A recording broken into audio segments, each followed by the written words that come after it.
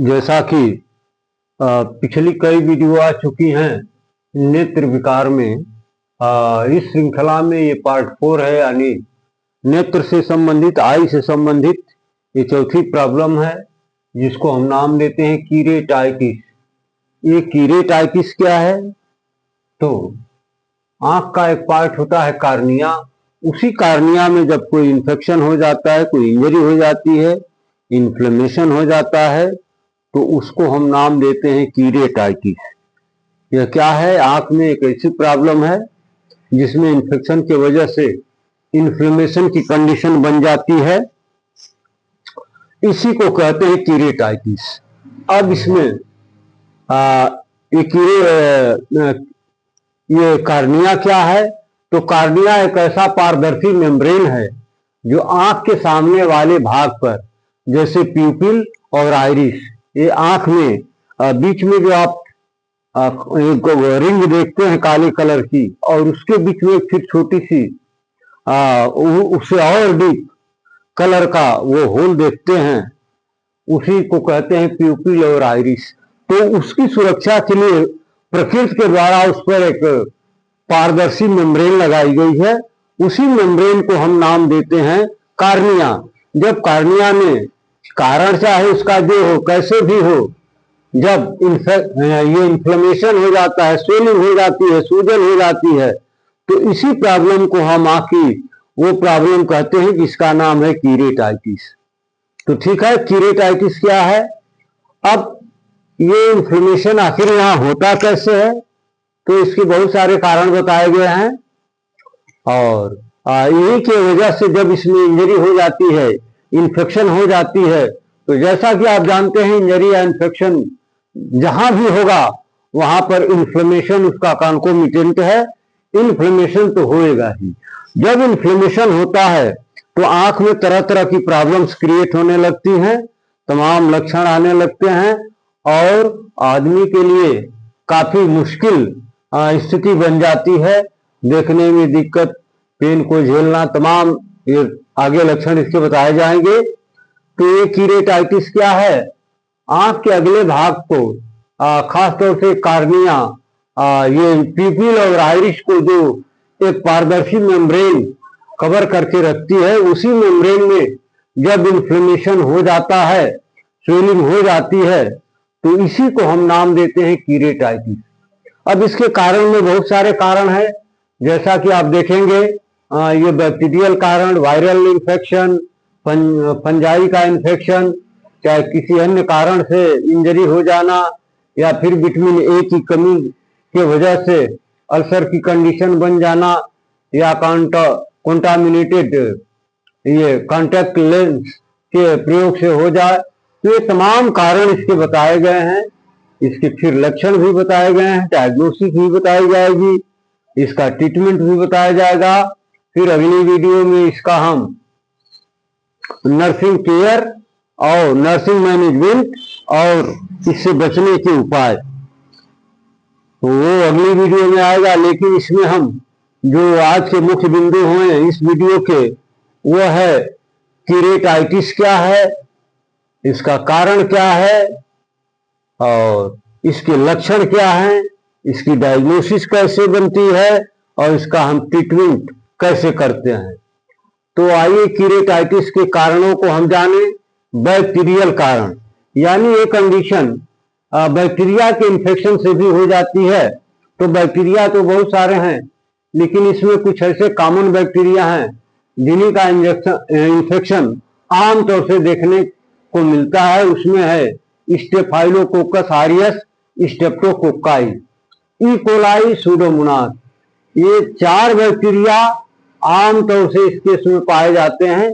बाकी और भी बैक्टीरिया हैं जिनकी वजह से कंडीशन बन सकती है, लेकिन जो आमतौर से बैक्टीरिया इसके लिए जिम्मेदार होते हैं वो होते हैं स्टेफाइलोकोकस ऑरियस, स्ट्रेप्टोकोकाई और ये ई कोलाई, सूडोमोनास। बैक्टीरिया के अलावा इसमें फंजाई, वायरल इन्फेक्शन भी मिलता है। कुछ ऐसे वायरस हैं जो बार बार इसके इन्फेक्शन के लिए पाए जाते हैं। इसमें मुख्य रूप से हर्पीज सिम्प्लेक्स है, हर्पिक जोस्टर है और एडिनो वायरस। तो ये 3 वायरस बहुत ही कॉमन है कीरेटाइटिस के इन्फेक्शन के लिए। इसके बाद कुछ फंजाई के फंगल इन्फेक्शन भी इसमें हो सकते हैं। इसके लिए ये एस्परजिलस स्पेसीज और कैंडिडा स्पेसीज, तो ये मुख्य रूप से ऐसे फंजाई हैं जो कीरेटाइटिस की प्रॉब्लम क्रिएट कर सकते हैं, यानी कार्निया में इन्फेक्शन पैदा करते हैं, इससे वहां इन्फ्लेमेशन हो जाता है। इसके अलावा जो अगला कारण बताया गया है वो है इंजरी, या किसी भी तरह से कार्निया में अगर इंजरी हो जाती है, चोट लग जाती है, तो तब भी वहां पर इन्फ्लेमेशन की कंडीशन बनेगी और कीरेटाइटिस की प्रॉब्लम क्रिएट हो जाएगी। इसके बाद एक और कारण है विटामिन। वो कारण क्या है? तो विटामिन ए की डिफिशियंसी से कार्निया में अल्सर की कंडीशन बन जाती है, जिसे हम कार्नियल अल्सर के नाम से जानते हैं। तो ये विटामिन ए की डिफिशियंसी भी कहीं न कहीं कीरेटाइटिस के लिए जिम्मेदार मानी जाती है। और जो लास्ट और अगला कारण बताया गया है वो है कॉन्टैक्ट लेंस। यदि ये लंबे समय तक आप कॉन्टैक्ट लेंस का प्रयोग करते हैं तो कीरेटाइटिस की प्रॉब्लम हो सकती है। या फिर अगर कॉन्टैक्ट लेंस कंटामिनेटेड है, कहीं से वो इन्फेक्टेड है ऑलरेडी, तो उसको यूज करने से भी कीरेटाइटिस की प्रॉब्लम क्रिएट हो जाती है। अब इसमें आप कैसे जानेंगे कि ये प्रॉब्लम कीरेटाइटिस की है या फिर कोई अदर आंख की प्रॉब्लम है? तो इसमें जो लक्षण मिलते हैं वो देख करके आप अंदाज लगा लेते हैं। तो लक्षण क्या क्या मिलता है? तो सबसे पहले लक्षण जो आएगा वो होगा रेडनेस ऑफ द आई, आंखों का लाल कलर का हो जाना, आंखों में लालिमा छा जाती है, आंखें लाल लाल हो जाती हैं, आंखों में काफी दर्द होता है और आंखों से स्राव भी होता है, सिक्रीशन भी होता है, डिस्चार्जेस भी होते हैं, आंखों में बर्निंग सेंसेशन होती है, जलन का अनुभव होता है, इरिटेशन होता है और ब्लर विजन हो जाता है, यानी झिलमिलाहट सा दिखने लगता है, यानी विजन में भी प्रॉब्लम हो जाती है, कोई चीज स्पष्ट नहीं दिखती है। और क्या मिलेगा? आंखों में किसी फॉरेन बॉडी की अनुभूति, ये लगता है कि आंख में कुछ बाहर से चीज कोई पड़ गई है और वो हमें बार बार डिस्टर्ब कर रही है। फिर पलकों में भी सूजन हो जाती है, रेस्टलेसनेस की कंडीशन बनती है जब दर्द होता है या फिर आंखों में फॉरेन बॉडी की अनुभूति होती है, तो आदमी काफी परेशान हो जाता है, बेचैन हो जाता है और प्रकाश के प्रति संवेदनशीलता बढ़ जाती है, सेंसिटिविटी टू सनलाइट, यानी तो तेज धूप में उस व्यक्ति को काफी दिक्कत होने लगती है।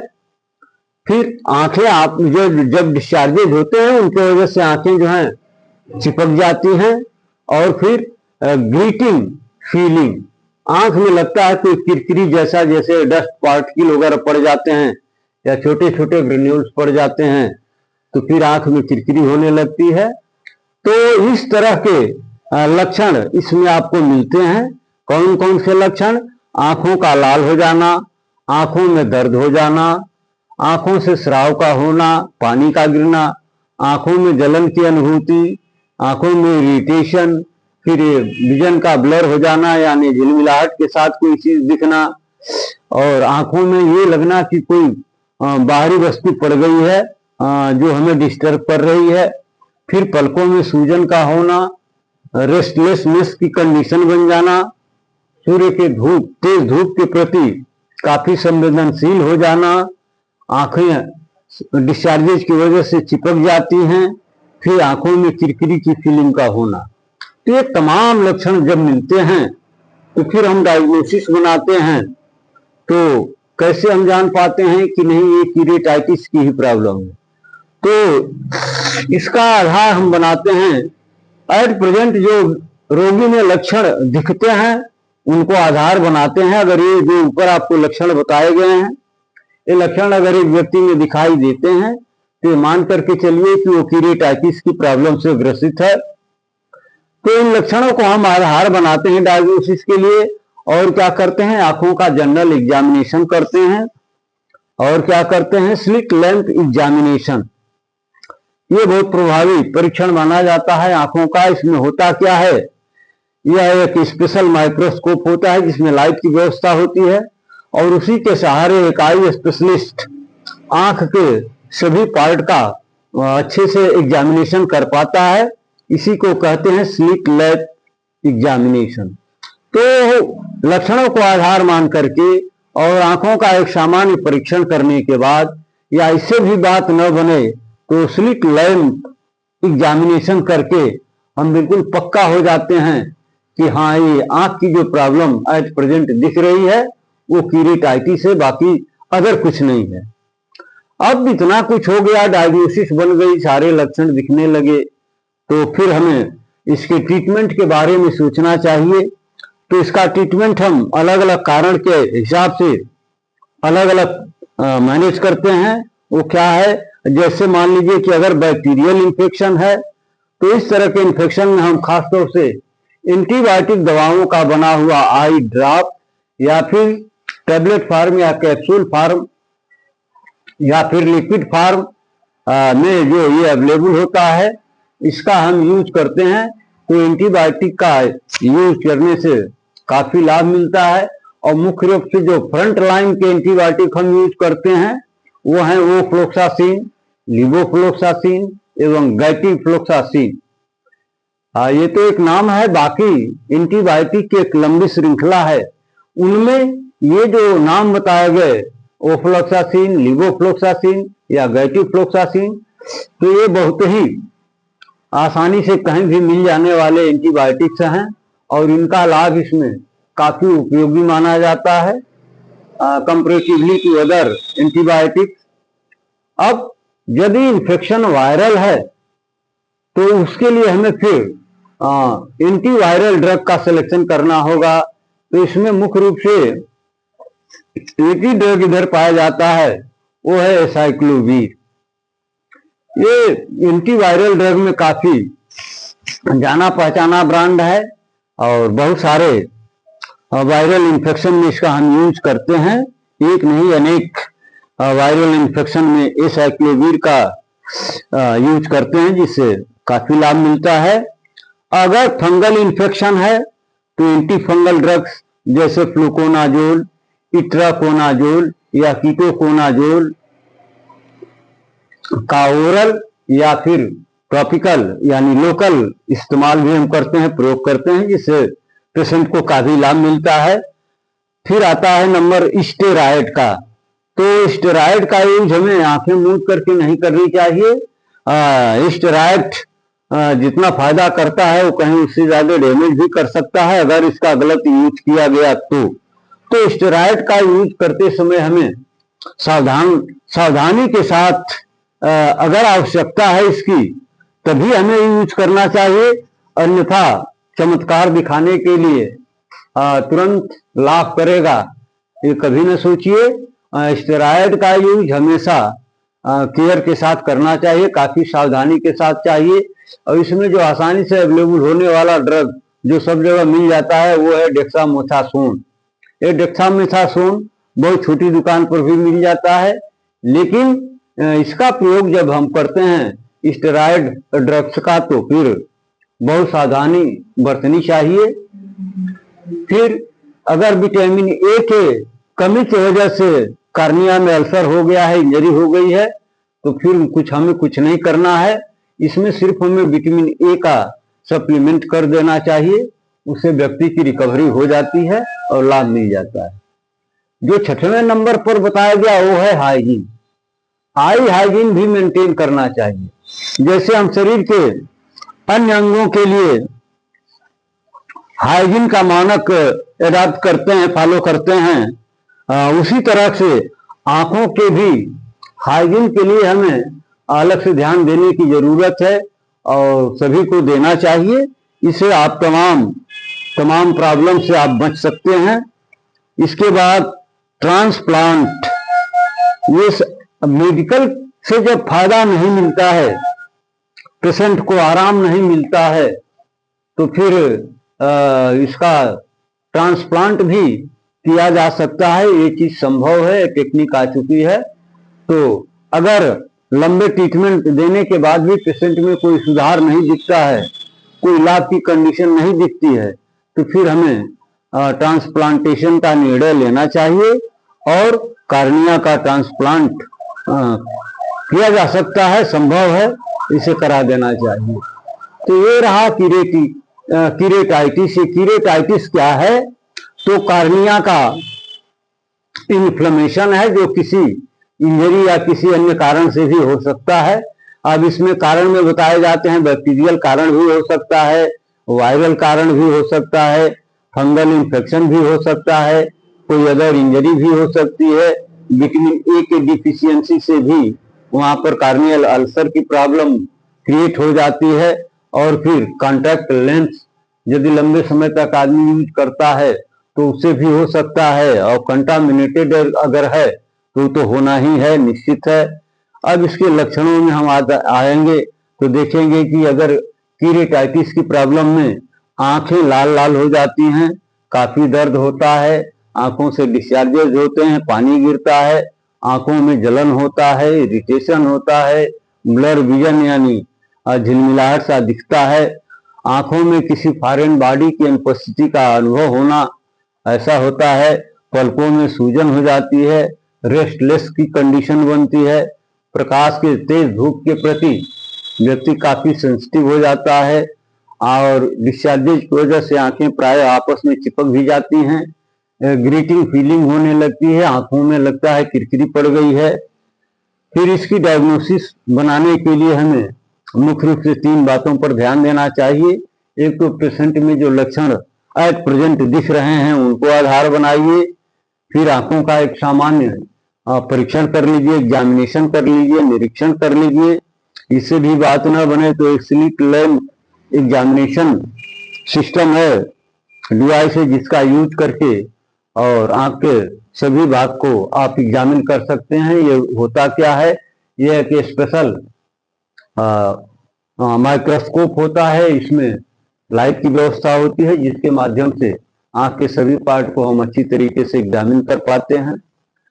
अब इसके ट्रीटमेंट में हमें अब अलग अलग कारण की वजह से उस कारण के अनुसार इसका ट्रीटमेंट हम देते हैं।